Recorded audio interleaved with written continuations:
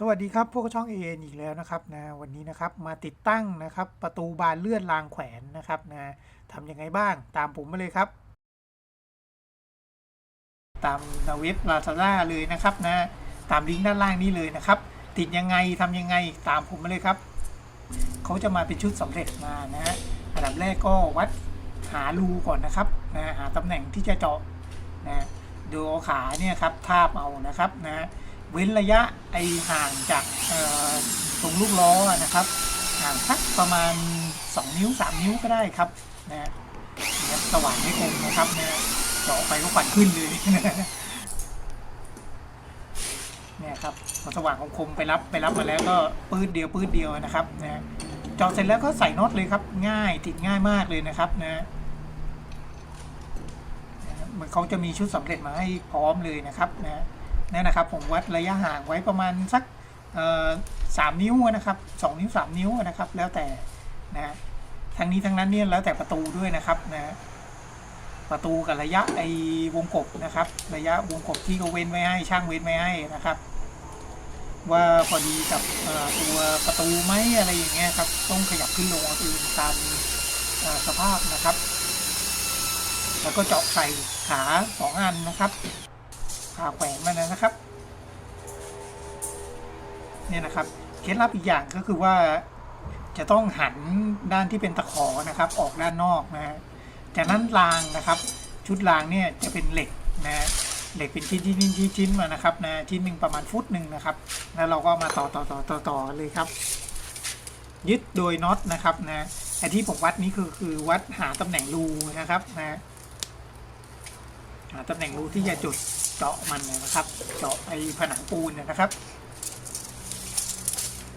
แล้วพอเราวัดตำแหน่งได้เรียบร้อยแล้วนะครับเราก็ไปเจาะปูนกันเลยครับเจาะปูนเนี่ยใช้ปุ๊กเขาก็แถมมาให้เรียบร้อยเลยนะครับก็หาดอกตะวันที่เท่ากับปุ๊กนะครับแล้วก็มาเจาะเลยนะครับเจาะเสร็จก็ใส่ปุ๊กเลยครับปุ๊กที่เขาแถมมาให้นะครับ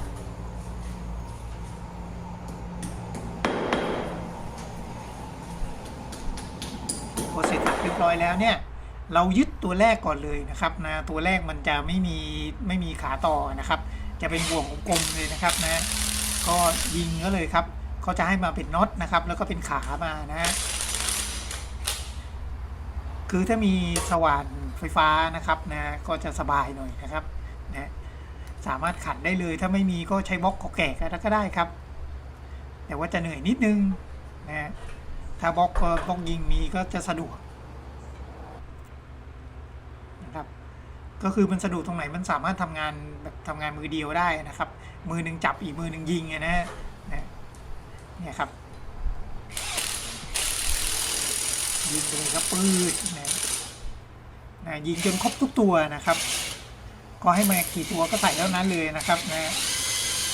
เพราะว่าระยะห่างของประตูเนี่ยเดี๋ยวมันมีตัวล็อกกั้นไว้ให้นะครับ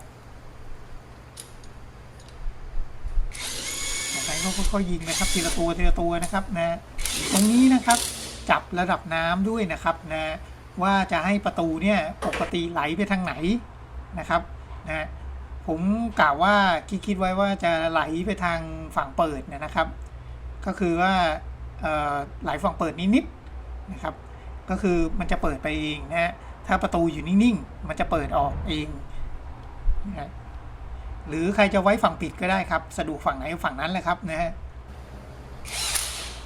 จริงๆผมพลาดไปนิดนึงถ้าไว้ฝั่งปิดจะดีกว่านะครับประตูคือมันปิดเองนะแต่ทีนี้คิดว่ามันเปิดรับลมอะไรเงี้ยไม่ต้องมานั่งคอยปิดอยู่นะ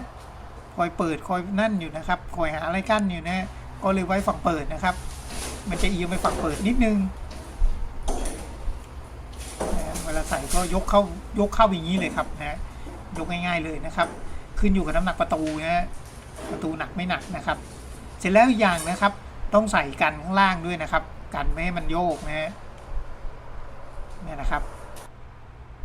เนี่ยครับเสร็จสับเบ็ดเสร็จแล้วจะเป็นประมาณนี้นะครับนะขอบคุณมากครับสำหรับการรับชมคลิปนี้นะครับถ้าไงฝากกด Subscribe ด้วยนะครับขอบคุณครับถึง